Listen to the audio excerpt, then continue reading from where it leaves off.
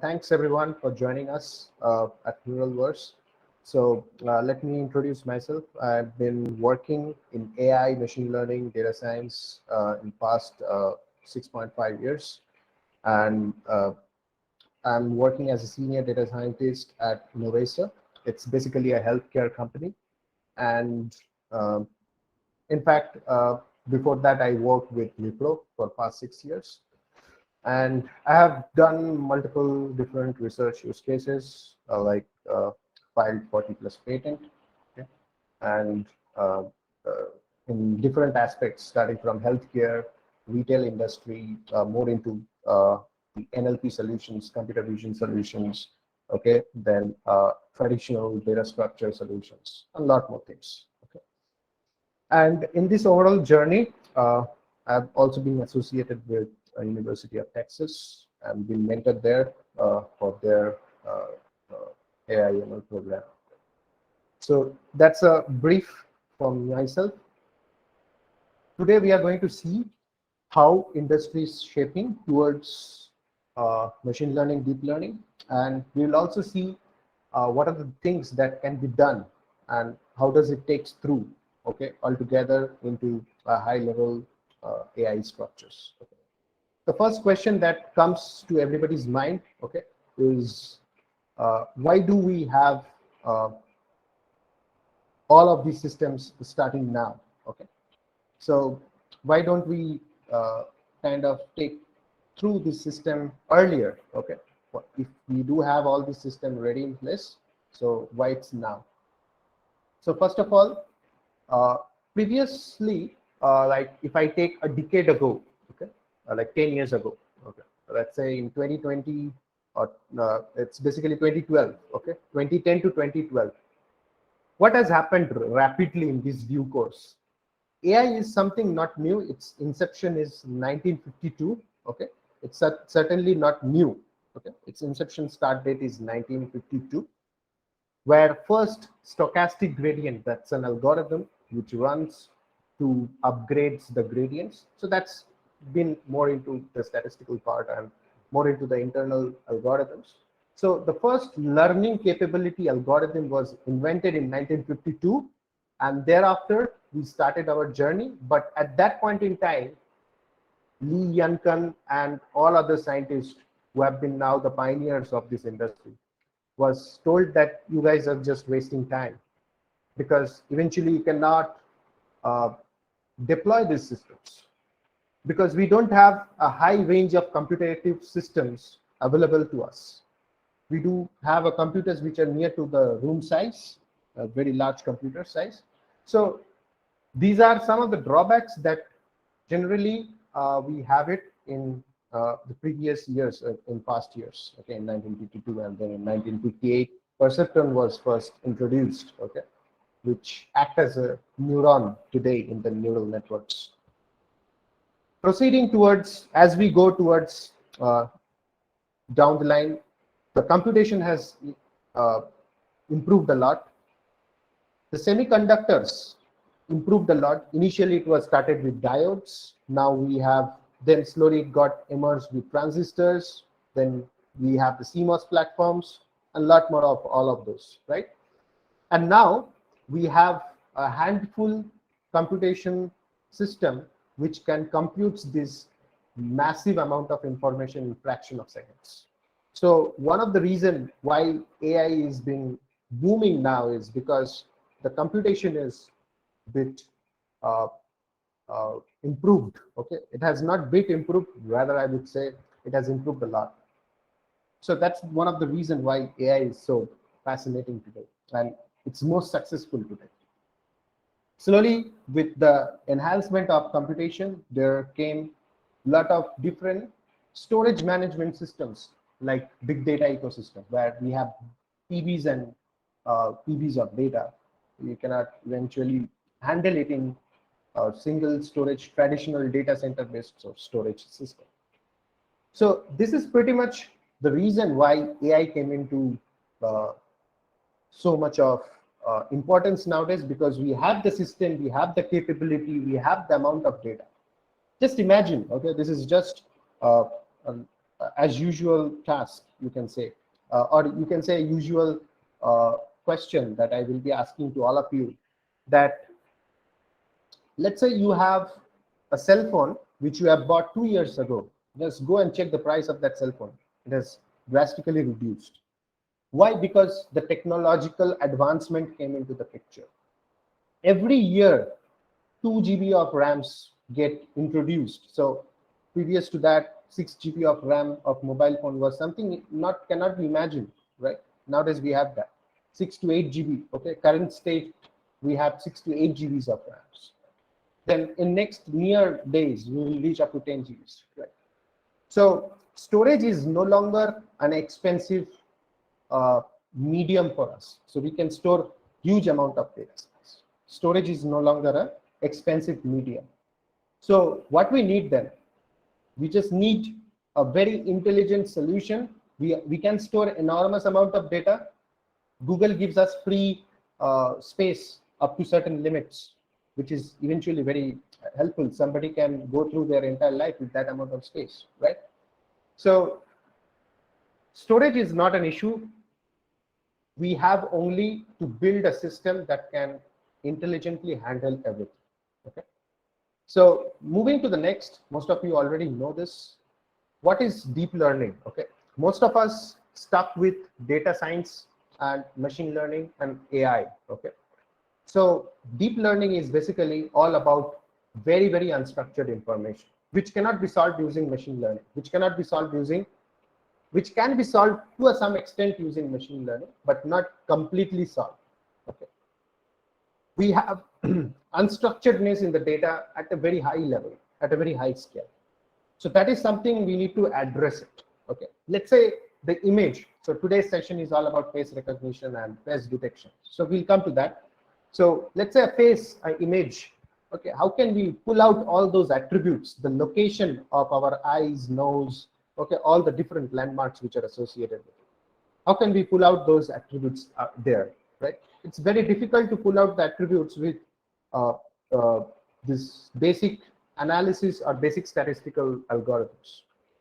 Rather, we can take some advanced systems in place, okay, which pretty much help us in taking through this extensive process of processing these images, and then we can build an advanced algorithm which can take these images, which can take each and every pixels and do a convolution on top of those pixels and derive out.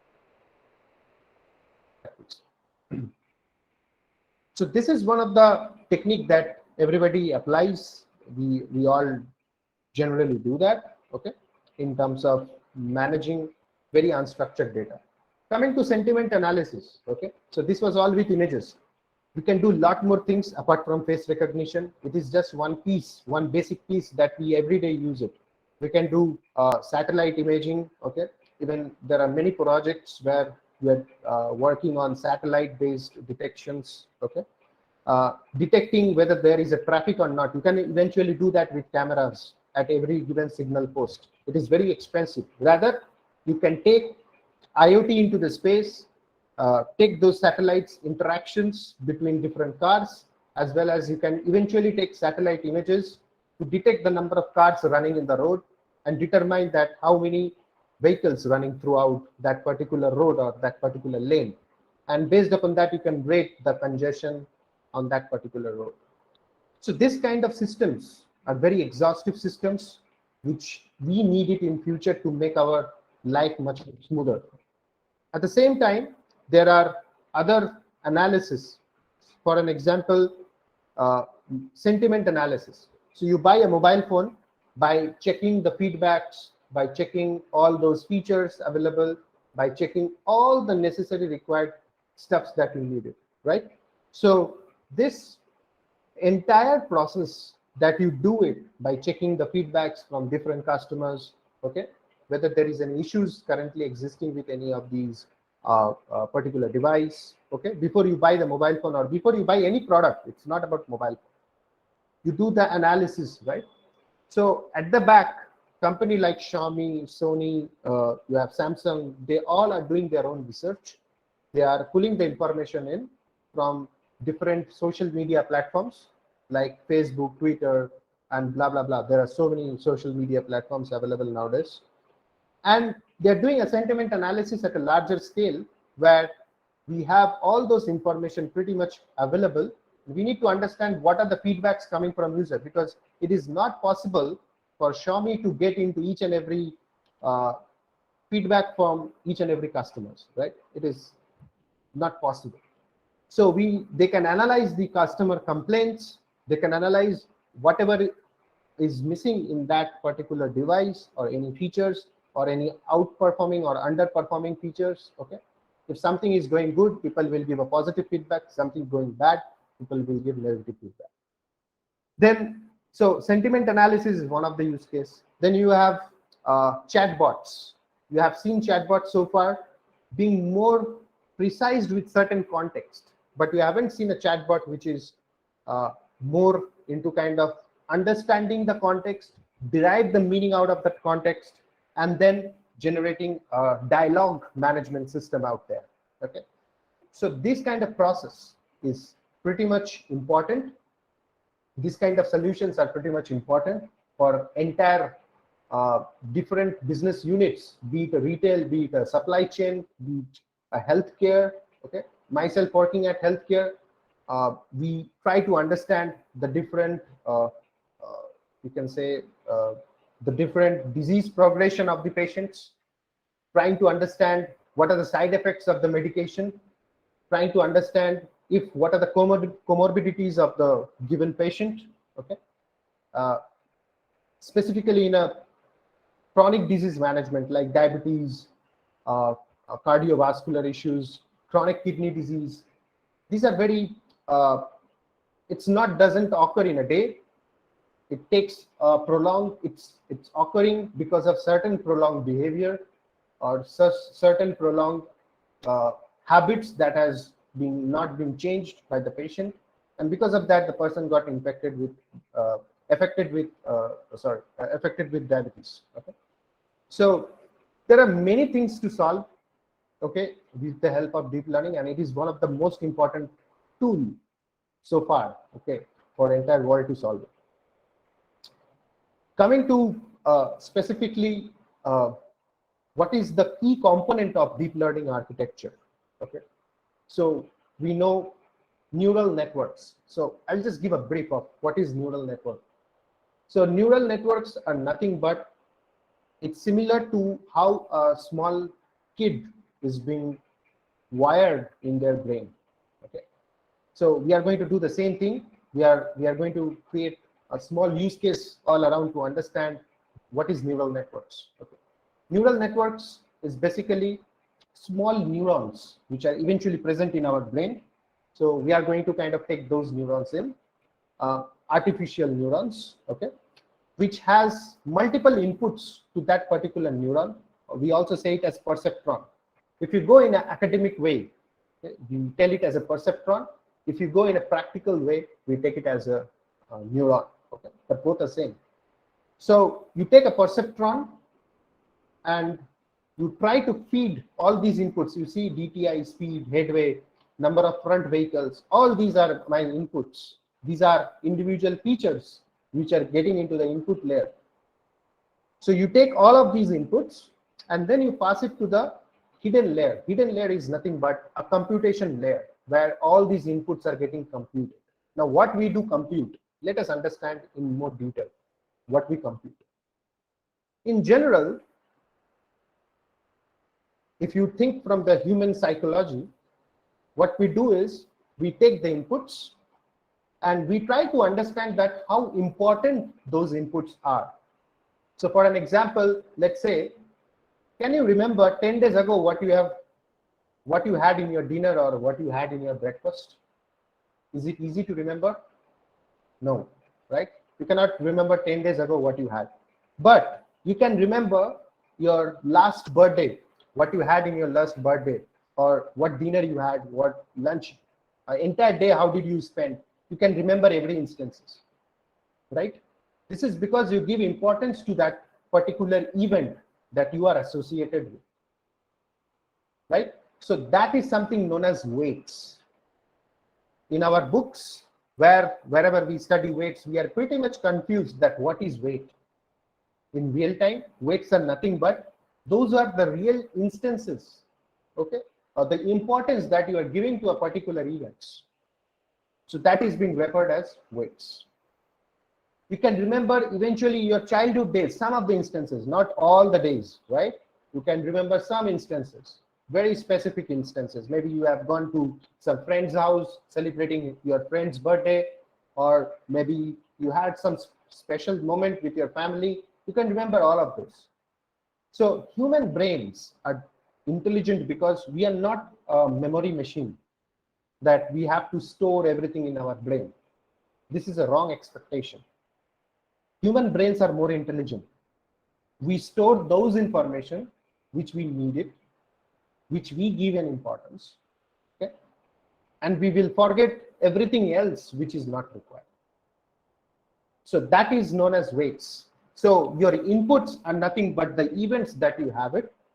Maybe your birthday, maybe a special day, your anniversary, for those who are married. It can be anything, right? Any special day, any tourist place that you have visited. So all of this is basically going to give weights to your inputs. And then there is another component which is known as bias. So what is bias? Bias is something that controls your thought process. So you see, one of the realistic example I would give is there are political parties who fight with each other to establish their own goals and objectives. So there are some folks who don't understand, but still they support certain political parties, right? They might personally like it, okay? They may personally like that particular party, or they might personally like that particular leader, or it can be in somebody's habits as well. People know that smoking is injurious to health, but do people leave that? It is because that bias component which remains in human brains. So we do need to introduce that bias factor over here as well, because it helps us in making certain decisions as well. When you don't have any inputs, or you don't have any weights for certain inputs, you take the bias factor in your mind and then you try to answer that, okay? So let's take a very beautiful example. We have gone through our educational studies. We have been giving our exams so far, okay? Now, there will be, everybody faced this, even I faced a lot of times. There are certain questions which I don't know even, right? So how do I answer those questions? I need to answer those, but I don't know that whether those are correct questions or not. So the most important thing is that what we do, we go with the problem statement. We go with that. Let's say we have an MCQ question. So we go with the problem statement and we try to find out a relativity that, let's say, first option, MCQ has 4 options. The first option is matching with the question or not. The second option is more relevant to the question or not. So we do a hit and trial method. It comes on all into your mind. You have an input, but you don't have a weight because you don't know that answer. You have not gone through it. So you don't have a weight for that particular input. You can answer that question only through certain strong bias factor, okay? It may be wrong, it may be right. You don't know that even because you don't have a weight. So bias helps you to take certain decisions where your inputs are null, where your if there is an input, your weights are null, means you are not aware of that particular scenario or instance. So there where the bias comes into the picture, right? So we, as a human being, what are the attributes we have in our brain? We try to infuse those attributes in neural networks. And that is what has turned out to be most intelligent algorithm. So the basic formula, even you can apply in your entire life, which is weight into input plus bias. So you have a weight into input plus bias. Bias is an additional component it will be always there in certain decisions. Okay, you want to buy a vehicle, maybe your mind is telling that no, you need to position yourself first before you go and buy a vehicle. But there is always a bias factor with that. No, I need to buy it. It's something that I need to achieve it, something that I need to get it. All those are bias factor, and eventually we need those in our computation as well. But there is one disclaimer here: bias need not to be very high computed value. So we need to restrict that we don't get a very high biased value. So we need a bias to a certain limit to make our decision more steady, but we don't need it at a very large scale, right? So we should not be every time biased, then we'll get 0 scores.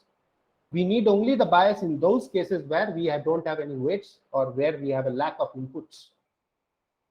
So this is how the neural network has been designed. So all this computation, weight into input plus bias, with certainly an activation function that encapsulates this particular formula. Okay, what is activation function? Activation function is basically a mathematical function which helps you in concluding your decision. Okay, so it acts as a classification solution, or you can take an activation function as a regressive solutions as well. It depends in which way you want to build it out. So activation is nothing but it is an area which helps you to trigger your weight into input plus bias, which helps you to fire that neuron. Because of the amount of weight, you have multiple decisions. You love multiple brands. You love BMW, you love Audi, you love Mercedes. But out of these 3, some has to come up. You cannot buy all of those 3 at the same instance. You don't want to buy that. You want to buy only one. So let's say if BMW wins in your mind, there is some weight that has been dominating the other brands, Mercedes and Audi, and that's why you want to go for BMW. So these are basically the activation functions which takes through that particular higher weight among the multiple inputs and gives you a conclusion that yes, I will go and buy for BMW car. So this is somehow very similar as spiking in the brains. Okay, the brain cells, the brain neurons keep spiking.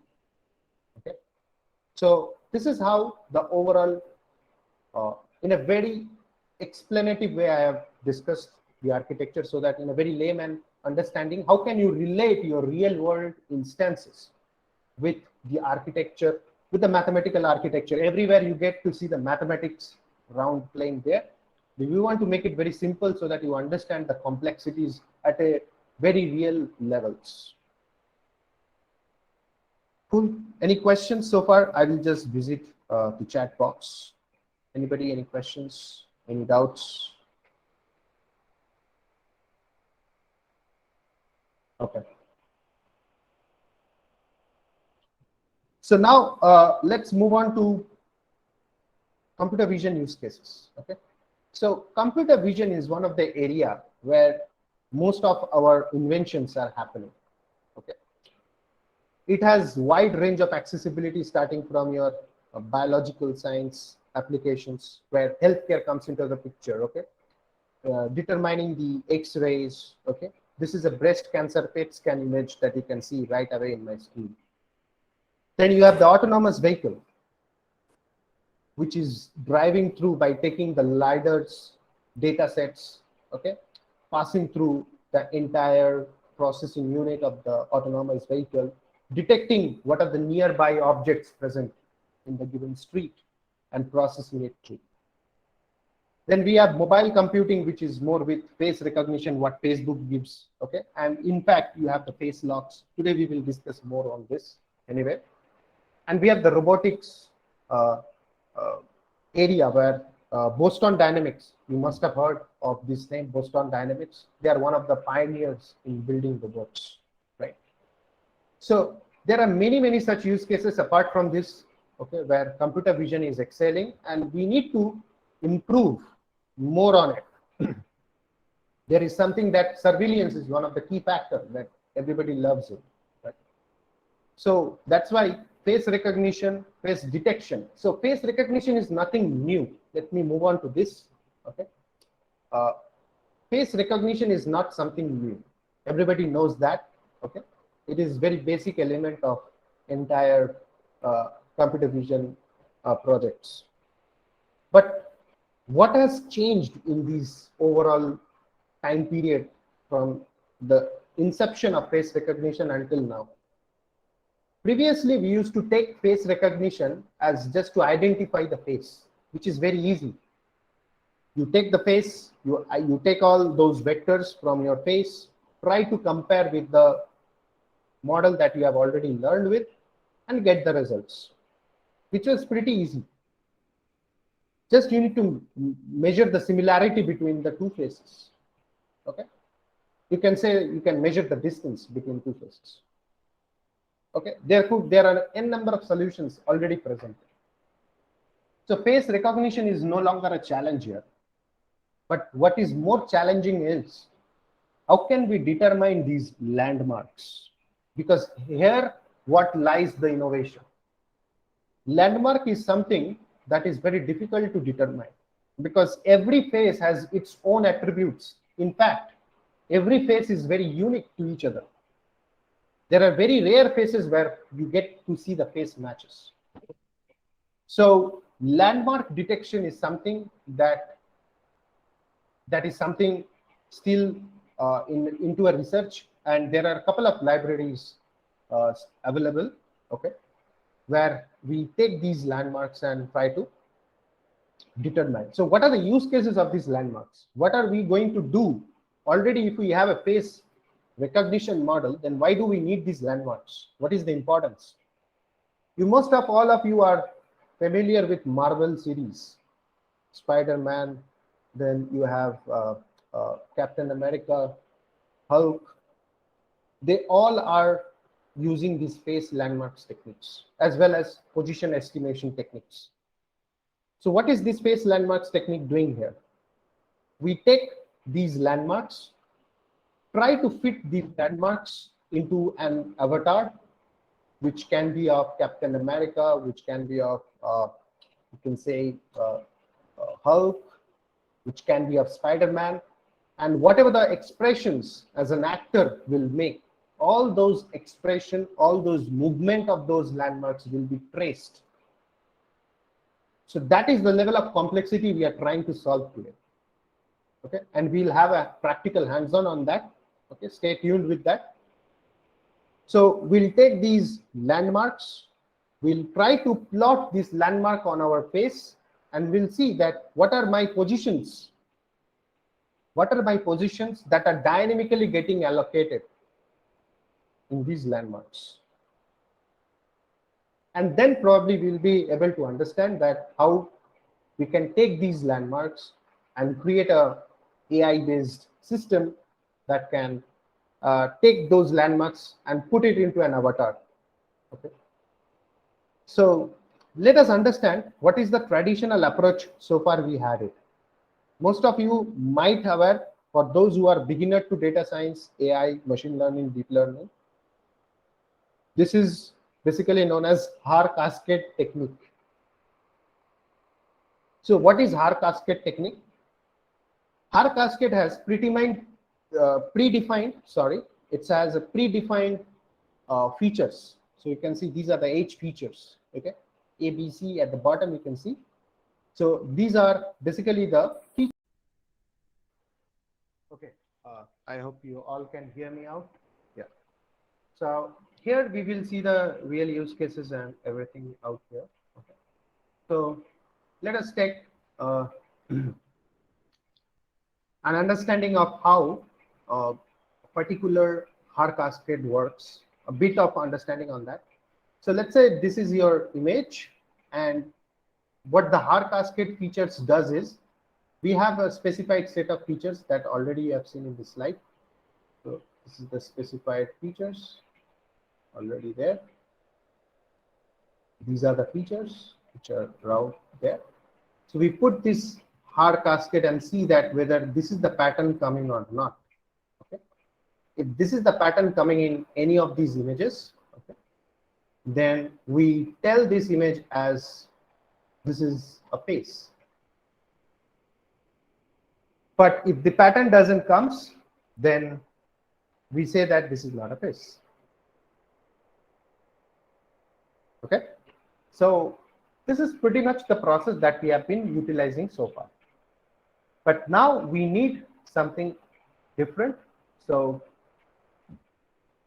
we have, now there were a lot of false positive coming in, false positive in the sense fake recognition. There are a lot of fake recognition coming, which is going to be very harmful for real-time instances in real-time applications. So what we are going to do, we are going to learn about landmarks, okay? Because landmarks can tell me individual unique face values which cannot match with other values. And it is very unique to my own face. So let's understand the dynamicness, the mathematical background behind landmarks. So we take any of the face, okay? We take any of the face, okay? My drawing might be bad, so let's make it.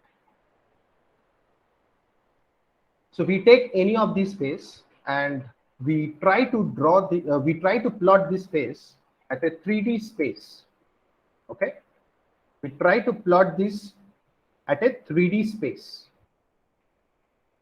okay? So this is my 3D space where we have x-axis, we have y-axis, and we have z-axis. And then we try to create a vector around all these pixel attributes. Okay, so we try to create a vector along all these pixel attributes, and based upon these vectors, we get x vector, y vector, x value, y value, and z value, which combines together to form one particular vector for one of the landmarks in eyes. Okay, so each of these landmarks will have a vector which is coming from x, y, and z, which is getting plotted across. And we are taking these vectors, bunch of vectors, 468 vectors. 468 vectors, can you imagine, which is coming from our face. We are taking this information and then training convolution neural networks. Training a convolution neural network, neural network. The neural network, what I really explained you, but convolution is quite different than what we have seen. Convolution works on images, okay, mostly. So I will not go into too much details because we don't have much bandwidth today. But yeah, in our courses, we go through each and every details in a much more in numerical form, and then we see the practical implementation. Just to cut short, convolution is nothing but we take an image and we first convert that, we first derive the pixel out from that image, and then we try to create a weights. Okay, this weights basically slides across this entire convolution array. It means entire array, image array. This is image array. Okay, this is image array. This is known as weights. The weights that what we have talked about. So you can just simply understand that once you have seen somebody, with few instances you can just remember his or her face. Even though, let's say you are going to meet your friend after 10 years, but some of its attributes remains, so you can easily recognize him or her, right? This is just because of this weight. So this weight will get slide across the pixel values from an image array. We'll go through consecutive learning, and finally we'll be able to learn these vectors which is coming from a given face. And then we are training these vectors and getting the results out, and plotting in a real-time environment. So this 3D space is basically a virtual space, and we need to annotate this. Annotation means manually labeling these areas so that we can teach our model. Let me show you the annotation.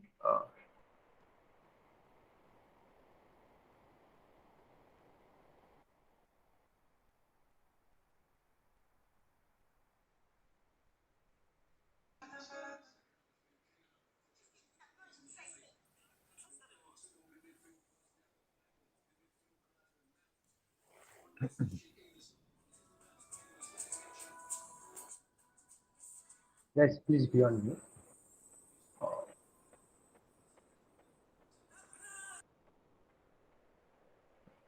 Yeah, thanks. Yeah, I was talking about annotation. So it is nothing but this is my convolution. These are known as convolution layers.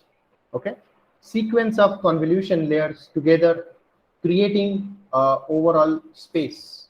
Okay?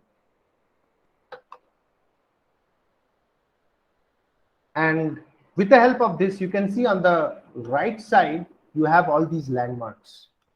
Okay, these landmarks pretty much helps us in identifying those specific space.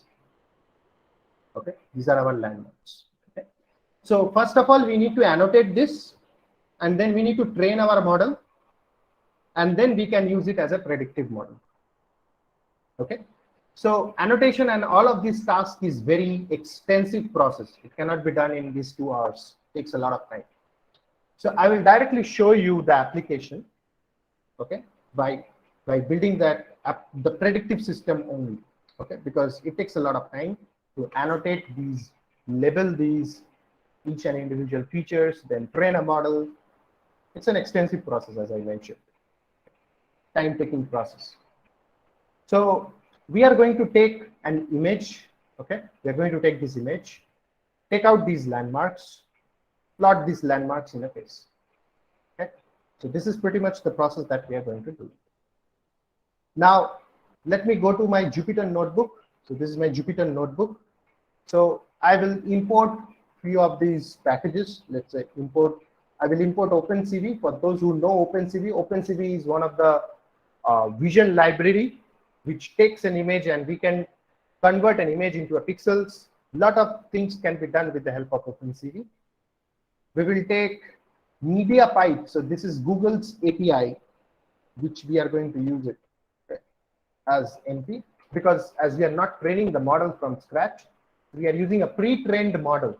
Okay, means already it is trained and already it is available with us, and we are going to use this pre-trained model to plot the facial landmarks in a real-time instance.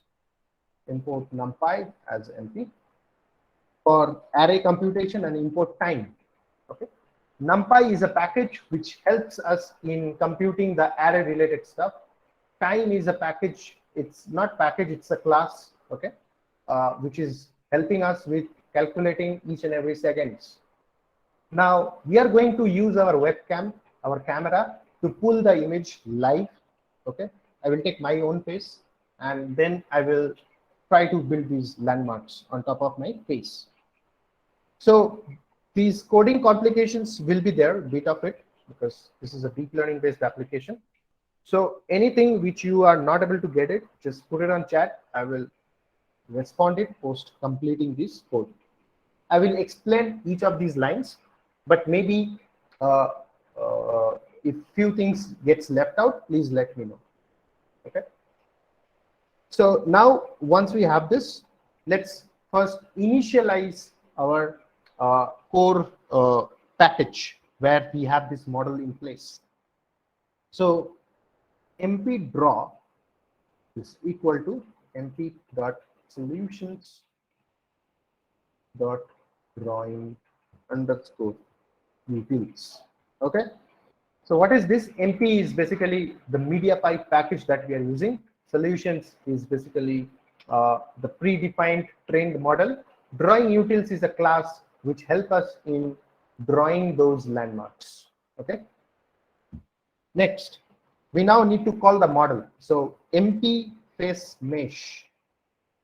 I'm creating a variable.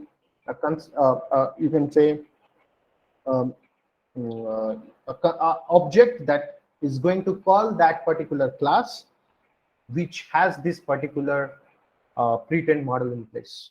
Okay. So mp dot solutions dot face underscore mesh. Okay. So face underscore mesh is the model name which we are going to use it. And this is a pretend model. We are not training it from scratch. This takes a lot of time, as I mentioned. So we'll be experiencing this, and most in our course, we actually try to learn that how to build this kind of models, okay, from scratch, which takes a time, few days even. Okay. So MP face mesh, which we already initialized. Okay. MP face mesh, we already initialized this. Now we are going to give some attributes. Okay. Dot face mesh. Okay. Face mesh. Okay. What are these attributes? Let's say I want only one particular face to get visualized. Okay. So max number of faces, which is equal to 1, comma, minimum detection confidence, which is equal to 0.5. What is minimum detection confidence? Means if you detect something like a face, the confidence, the threshold I am giving is 50%. That is the reason I will explain a bit later. Okay, why I am giving 50%, why not 80%, 90%. Next is minimum tracking confidence. What is tracking confidence? Detection means face detecting. Okay, confidence is equal to 0.5. Okay, what is tracking confidence? Tracking means, let's say I'm nodding my head. My head is not in a position which is not always straight. I'm nodding my head here and there. All these landmarks should quickly shift based upon the positions of my face. Okay, so this is pretty much the tracking confidence. Okay, that's it. And now these are the attributes that I want our model to follow. Next, there are some drawing specifications, means how the diagram should look like. Okay, so mp draw dot drawing spec, thickness is equal to 1. So thickness means drawing the lines. So you have seen in the slides these lines and these dots. So drawing these lines and dots, I'm giving some attributes to it. Okay, I'm saying thickness of 1, which is minimalistic thickness. Okay, thickness of 1. Then circle radius. So what is this circle radius? This is pretty much these circles. Okay, this is the circle radius. So circle radius, which is equal to 3, comma, color is equal to 0, 255, 255. So what is this 0, 255, 255? Pixel takes only 3 colors, RGB, red, green, blue. So red, this is in a different format. This is yellow color. Okay, this is red, this is blue, this is green. Okay, so RGB means red, green, blue. So all the colors in this entire universe is formed with these 3 primary color, red, green, blue. So you can form any color by changing these pixel values, which ranges between 0 to 255. So our pixel values is ranging between 0 to 255. Okay, so you can change your values accordingly. Next, once you do this, then capture is equal to, I will try to use my webcam. So cv2 dot video capture. I'll try to use my webcam. Now I will run a loop while capture dot is open.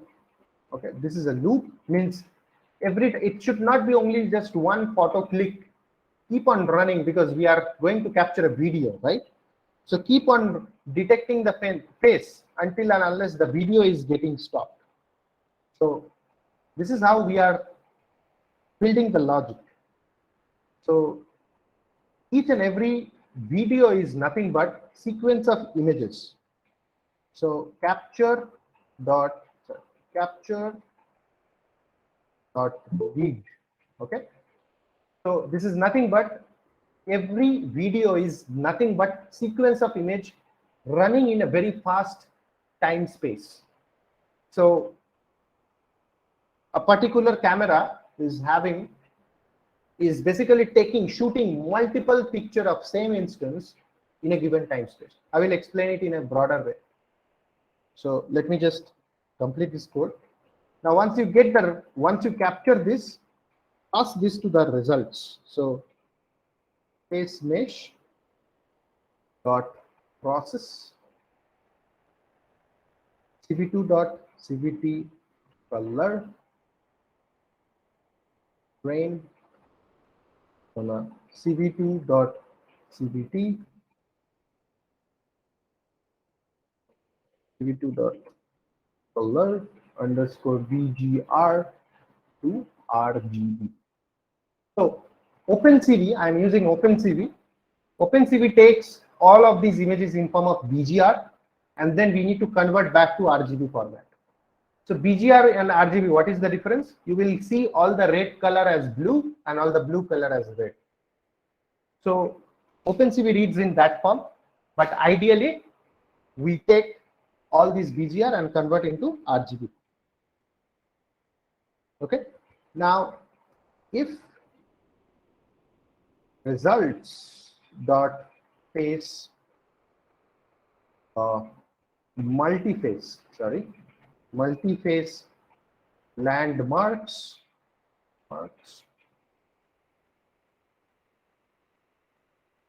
for LMS in results dot multi-face landmarks. What we did here, we just checked if the results are present in if the multi-face landmark is just a function, is just the return that is coming in these results. Okay, if there is any value present, then for all these landmarks, as I mentioned, that there will be 468 landmarks.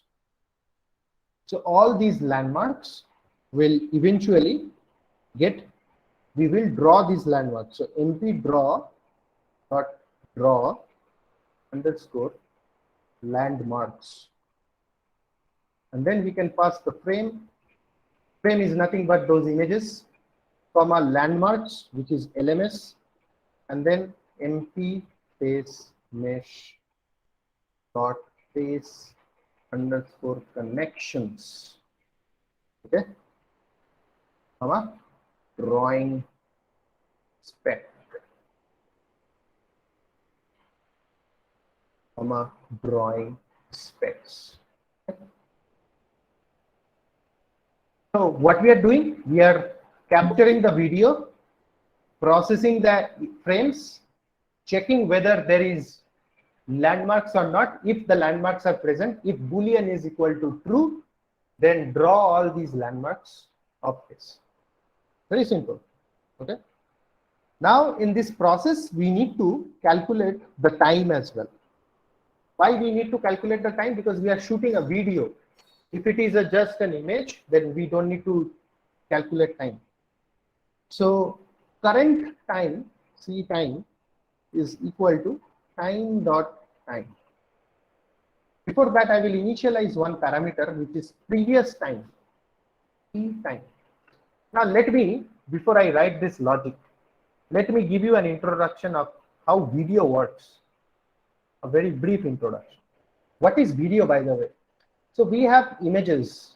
These are all our images. Image 1, image 2, image 3,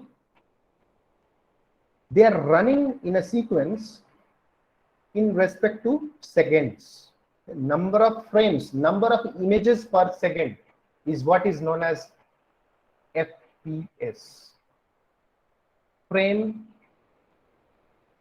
per seconds. Okay, so number of frames running per seconds. So let's say I am shooting a video of 3 minutes.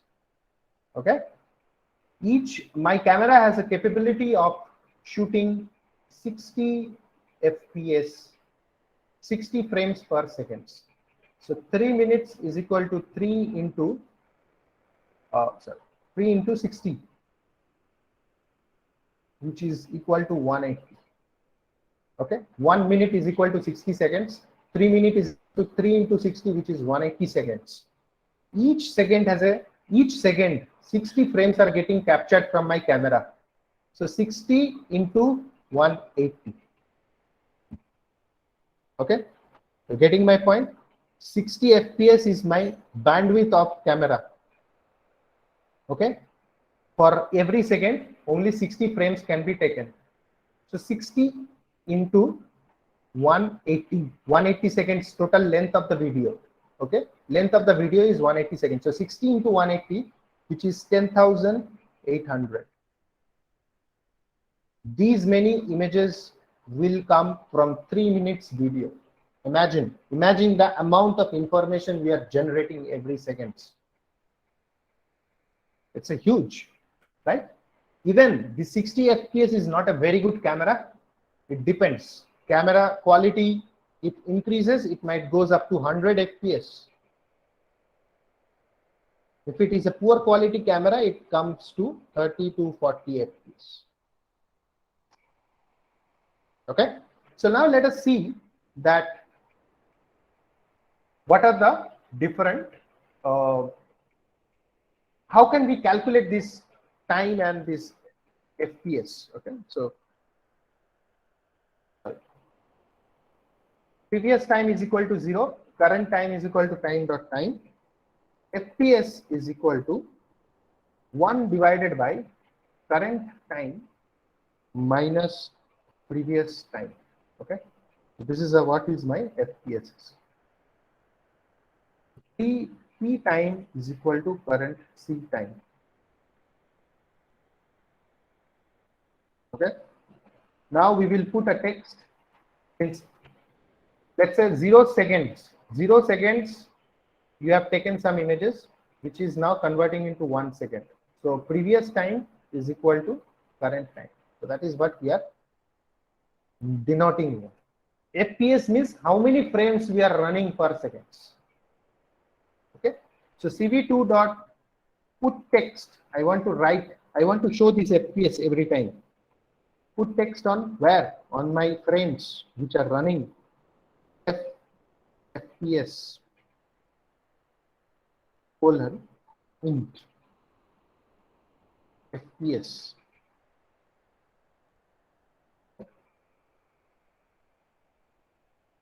Comma, how big we want to visualize. So 20 by what is the position and how big we want to visualize. So 20 comma 70 is the position. Okay, where we want to put the text. Okay, so 20th to 70th pixel. CV2 dot font, I'm giving the font styling purchase path. Okay, sorry, plain, it should be plain. Font purchase plain. This is the font style. Comma 3 is basically what should be the font size. 3, I'm giving 3. What should be the font color? 0 comma 255 comma 255. Okay, comma 3. What should be the overall FPS size? Okay, so that also I'm giving 3. Okay. Now all of this is done. We are very near to the end. If returns, if we have something, then CV2 dot ensure. This is the return. Okay, if there is an image, if my camera is on, then CV2 dot ensure myself Rishabh with face marks. Okay. And you can pass on the frame. If cv2 dot weight key 1, so this is nothing but I am asking that when you are reading the face from the camera, wait for a second. Okay, not seconds, in fact this is just milliseconds. Okay, so wait key 1 means this is the flag, okay, that we are passing through. Wait key 0 means you can just keep on flooding the frames.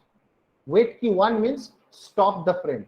Okay, and 0xff, this is the ASCII value I am passing, is equal to ORD of Q. So what I am doing, I will explain. This part is basically, if I hit a Q button from my keyboard, then that will be tweeting the entire frame. Okay, you will get to see this live. Or if I don't have any frame, if the frame dot size, is equal 0, in all of these cases, break. Else, break. That's it.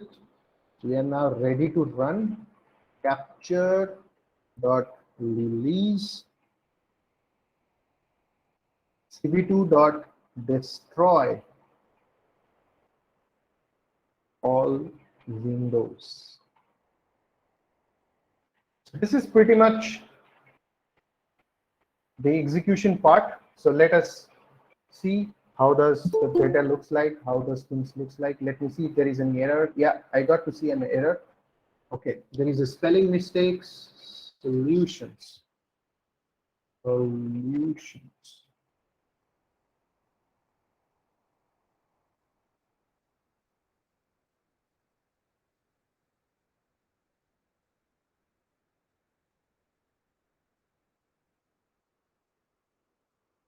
Oh, we got an error. Multi has no attributes. Okay, there is somewhere some sort of spacing issues. Let me see.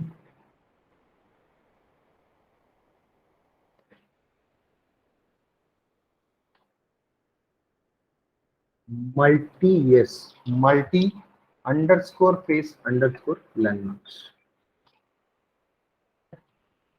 So let me restart the kernel. Okay.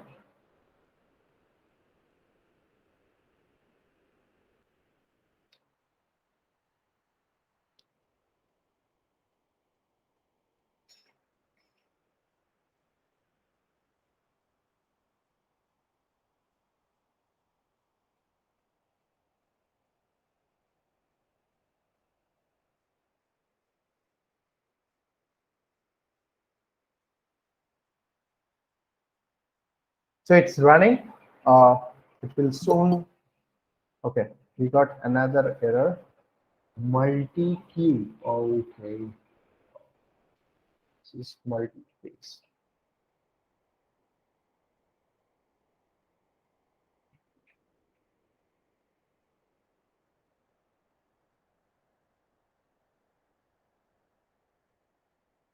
Cool. So yeah. So you can see the landmarks which are present pretty much. And eventually I am speaking and these landmarks, let me pull down. I'm speaking and these landmarks are pretty much visible, right? So even I nod my head, okay? These landmarks are quite visible, okay, at every instances, okay? So this is called as minimum tracking confidence. So why I've given 50%, why I haven't given greater than that? What happens that if I give a very greater confidence, then it keeps on tracking that what are the areas, or it takes some time to process. So what we want is immediate processing, and I know that this algorithm is very confident enough. So 50% is something that we are taking up. If I take more than that, it might reject some of those where it cannot see a clear nodding of the head. So I'm okay with lesser percentage, given that these landmarks are correctly placed everywhere. You can see my lip region is pretty much in a dynamic state.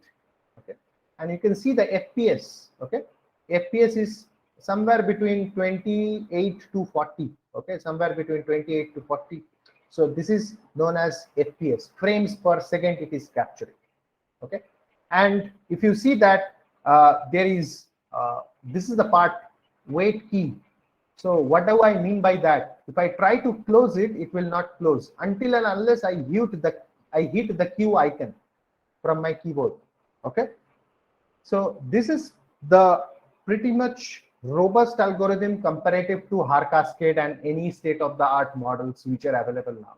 Okay, and that is how in real time we learn to apply these landmarks. So these are my landmarks. We try to learn and we try to put these landmarks into any of the avatars like Spider-Man, okay, Captain America, and all of these landmarks. And pretty much that gives you a very informative results out there. Okay.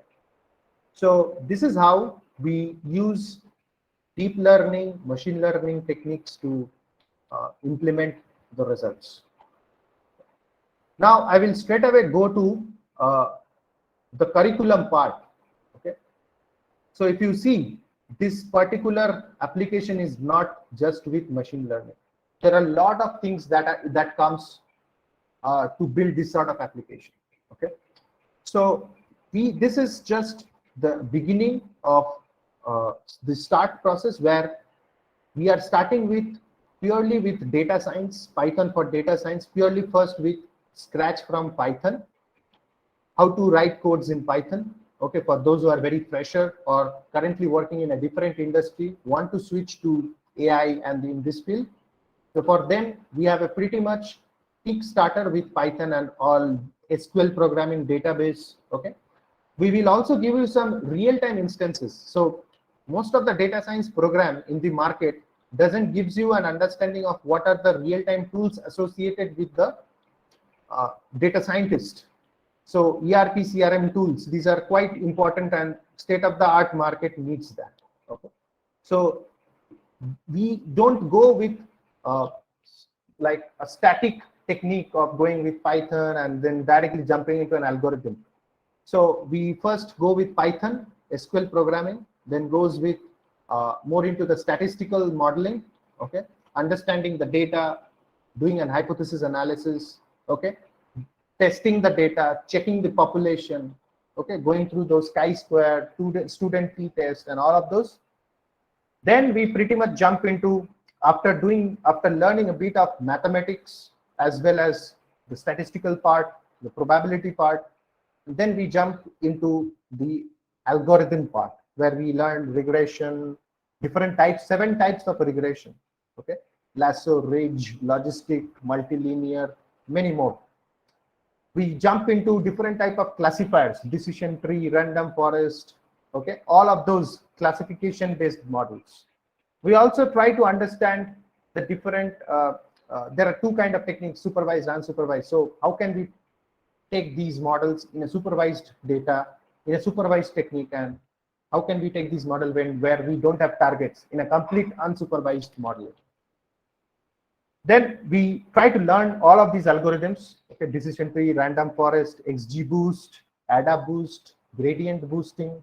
There are a lot more things to learn, and also at the same time hyper tuning the model.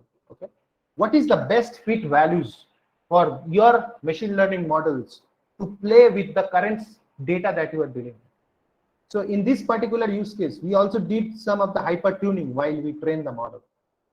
So pretty much that is very, very important. Otherwise, this much of accuracy won't be getting there. So hyper tuning your model to fit the best fit data is very important. Then we jump into time series based analysis where finance domain people can get benefited out. We try to understand how stock market works, how the financial market works, how can we evaluate, how can we predict the stock markets.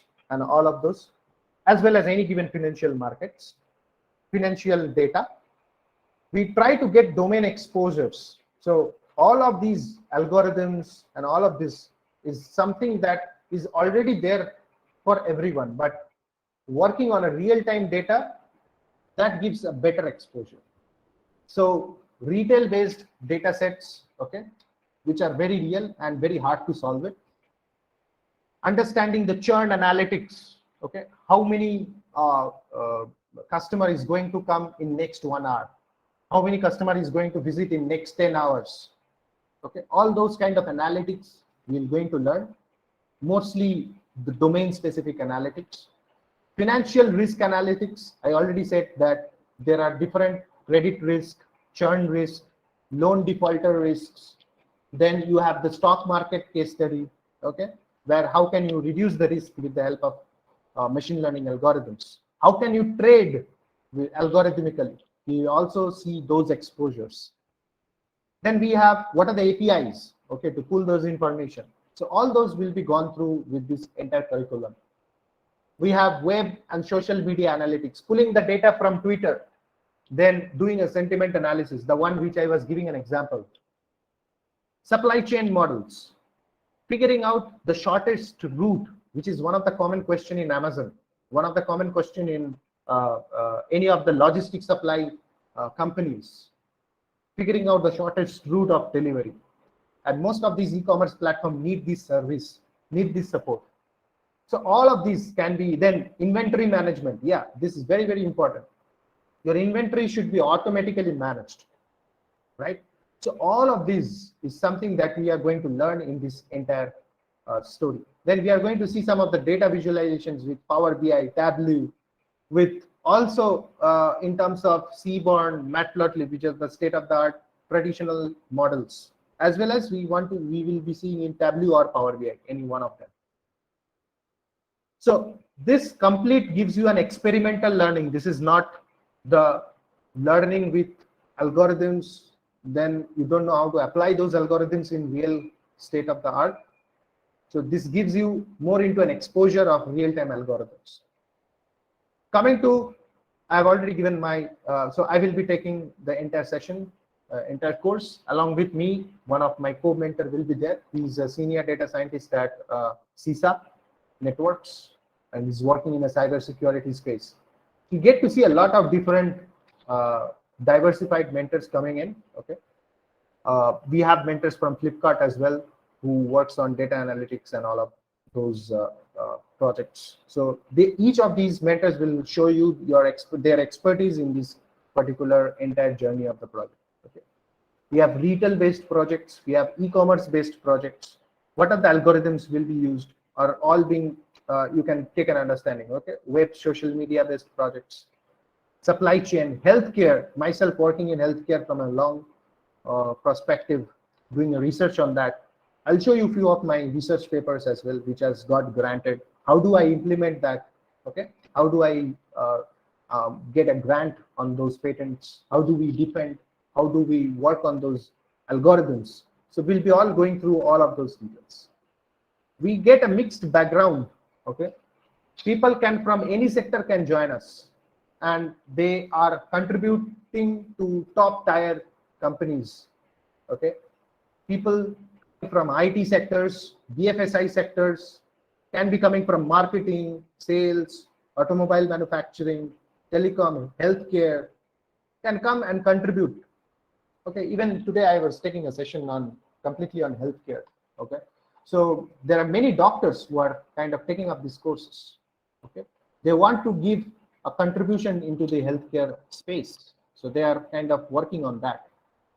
So overall, we are trying to give a 360 view of data science in our course, starting from basics with Python, ending up with understanding a very deep level of data at a larger scale, at an enterprise level.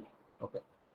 So at the same time, while you work on these projects, you will be also getting a guidance from the different mentors for each of their expertise. Okay, and You will be able to, you will be given a real-time projects, nothing from Kaggle, but from the real-time organizations who are associated with us.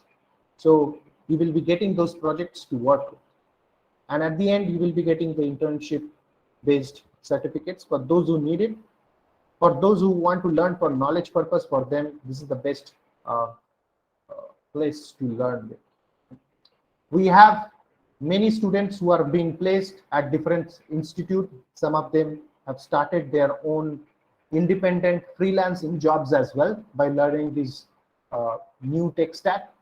We have been excelling from past few years across. We help you with resume building, creating a presence at LinkedIn, giving a lot of job opportunities, lot of those facilities. Okay, we try to engage you with multiple different freelancing tasks as well, which come to us as a freelancing projects, so which can be a rewarding support on your real-time work along with the current work that you are doing. Okay, so all of this can give a 360-degree view on entire journey with us at Neuralverse. And this entire journey is for 8 hours, 80 hours, and which is spanned across 2.5 months to 3 months on an average. Okay, so 3 months journey you will be having with us, and that's what at a very minimalistic cost. So our cost is somewhere around $36 for international folks, which is equivalent to 2620 rupees as per the Indian currency. Okay, and which is the deliverables that we are providing is more than what is there in the current market. It's not about the price, but about the experience that we are sharing from different expertise. So I wish all the best to all of you, and I wish you to join with us at Neuralverse to get more understanding of the data, try to get more understanding on the perspective of real-time analytics, real-time work culture, how we solve a problem, starting from those problems coming from Amazon, Google, coming from IBM. Okay, what are the problems they are facing with? Okay, what are the billions of records? I can guarantee you, billions of records, none of the data science program can give you out. Okay, we give you billions of records data, okay, which are very realistic in nature and very hard to solve. Okay, even the data scientists who are being trained cannot solve it until they experience that billions of records, right? So this is how we are going to kind of take it up. Yeah, so let me go back to my face detection model. So this, if I hit Q, it gets stopped, you can see. And this is how the code looks like. Very simple, very minimalistic. Okay, this is just the prediction model. The ideal model is somewhere hidden with our APIs. Okay, so that we try to train it from scratch and get the results. So yeah, so join us. Yeah, thanks very much. Yeah, I would like to hope that you all will work with us. Okay, we will be sharing you with this brochure. Our team will reach out to you. Okay, and in fact, any sort of help that you needed, maybe you are not joining us, but if you need any sort of help, we are always open to help. It's not about whether you join us or not, but the culture that we want to develop, okay, in this entire open source community. Okay, that is what is very much important, and that's why I came down to have this free session for all of you guys to experience the real world data science and real world analytics. Over to you, Priyanka. I hope you are there. Yeah, I'm there. Thanks, Rishi. So, guys, any feedback or like anything regarding the session that we had, or the course content, any question or any query, any curiosity, anything?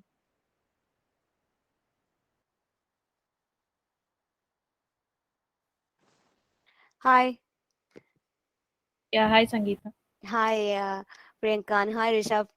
The session was really useful, and it's very good. And Rishabh was amazing. We could see his experience through his the slides and his teaching for the two 1 year, 1 hour. And I have few questions in the Python basics. If we come Mhm. up with our own questions, or if we come up with any more doubts, will you be clarifying that?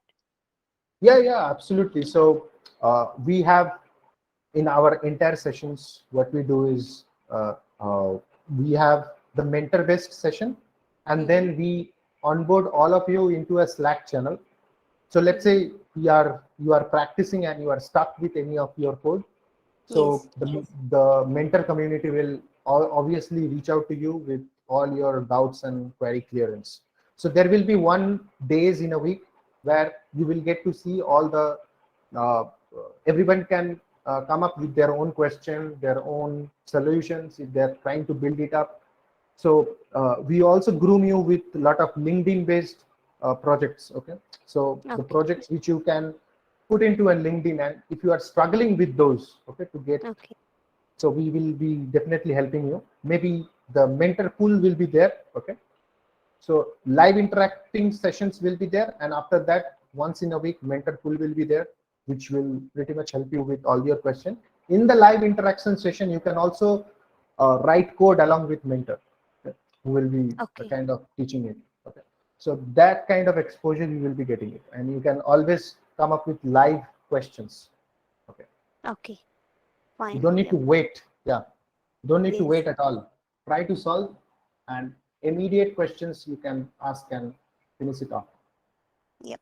Thank you, Rishabh. So when is the course starting? So we are starting from 25th April. Okay. Post we get, I'm hoping for more confirmations. So Okay. then post that we will be starting our journey for Yes. yeah, for next 80 hours. Sure. Thank you so much. Thanks for your Thanks. information. Yep. Thanks for the feedback. Yep.